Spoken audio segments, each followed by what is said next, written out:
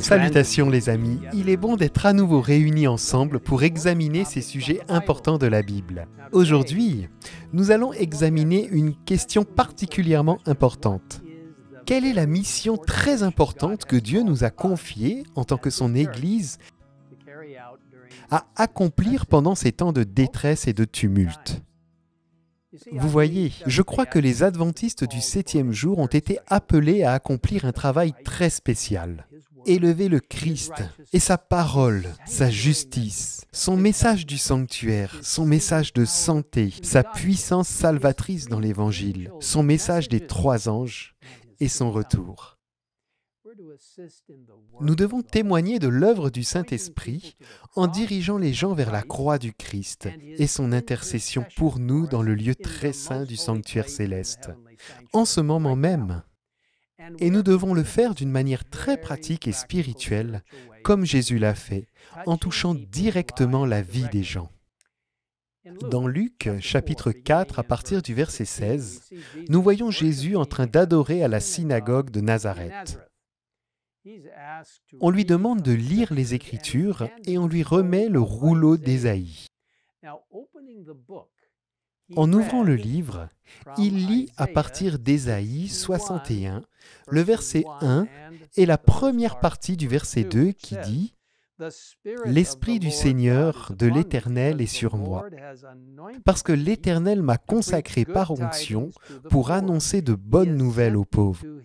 Il m'a envoyé pour guérir ceux qui ont le cœur brisé, pour proclamer aux déportés la liberté et aux prisonniers la délivrance, pour proclamer une année de grâce de l'Éternel. »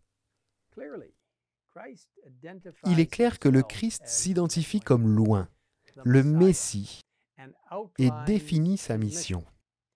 En référence à ce passage, le commentaire biblique adventiste du 7e jour déclare « L'évangile de Jésus implique le soulagement des pauvres, la lumière pour les ignorants, le soulagement de la souffrance et l'émancipation pour les esclaves du péché. » Vous voyez, le ministère du Christ est un ministère très équilibré qui aidait dans un sens temporel, soulageant la souffrance là où il le pouvait, mais toujours avec des résultats spirituels éternels. Il est venu pour soulager les prisonniers, et non au sens propre, mais ceux qui étaient prisonniers de Satan. Il a offert la libération spirituelle de l'esclavage du péché. Et mes amis, aujourd'hui il y a tant de prisonniers du péché. L'immoralité abonde, la drogue, l'alcool et le tabac en tiennent beaucoup en esclaves. La pornographie, la colère, la haine, le sectarisme et bien d'autres choses encore lient les gens dans leur péché et la douleur. Mais Dieu soit loué, Jésus est venu libérer les gens de l'esclavage de Satan. Et aujourd'hui, il agit à travers nous en aidant les autres avec amour, tout comme Jésus l'a fait.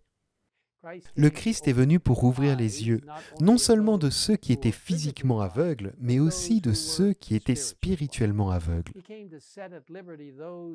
Il est venu pour libérer les opprimés, les blessés spirituels, les découragés, les désespérés et les impuissants. Aujourd'hui, Dieu nous appelle à tendre la main à ces personnes avec espoir et guérison, en les dirigeant vers le Sauveur, celui qui peut les guérir et qui peut transformer leur cœur.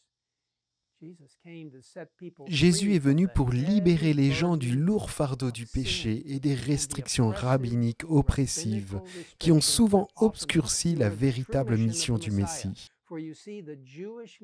Vous voyez, les dirigeants juifs cherchaient un autre Messie, un Messie qui les sauverait de la tyrannie romaine et qui apporterait des réformes sociales.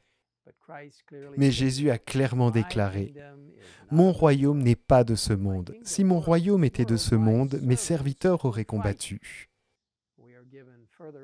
Le livre Jésus-Christ, à la page 506, nous en dit plus. Jésus vivait sous un gouvernement corrompu et tyrannique. On voyait partout des abus criants, des extorsions, de l'intolérance, d'horribles cruautés. Cependant, le Sauveur ne tenta aucune réforme politique. Il n'attaqua pas les abus nationaux. Il ne condamna pas les ennemis de sa nation. Il ne s'ingéra pas dans les affaires de l'autorité et de l'administration du pouvoir en exercice. Celui qui est notre modèle se tient à l'écart des gouvernements terrestres.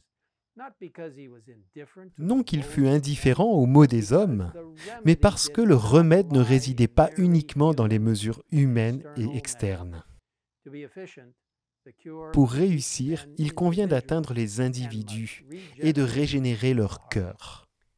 C'était le point central de la mission du Christ. Et par la puissance du Saint-Esprit, il doit être le point central de chacun de nous. Notre mission est clairement identifiée par l'inspiration divine. Là où il nous est dit, dans un sens particulier, les adventistes du 7e jour ont été placés dans le monde comme des sentinelles et des porteurs de lumière. C'est à eux qu'a été confié le dernier avertissement destiné à un monde qui périt. C'est sur eux, c'est-à-dire les adventistes du 7e jour, que brille la merveilleuse lumière qui jaillit de la parole de Dieu. Une tâche d'une importance solennelle leur a été confiée, la proclamation des messages des 3 anges. Ils ne doivent pas laisser leur attention s'en détourner. Ici, ces messages centrés sur Jésus fournissent ce dont le monde a le plus besoin. Alors que nous tendons la main à un monde qui souffre, répondant aux nombreux besoins actuels, gardons toujours l'éternité en vue, comme l'a fait Jésus, en réalisant que lui seul peut générer le cœur. Prions ensemble. Père Céleste, nous te remercions car tu as le pouvoir non seulement de créer, mais aussi de recréer.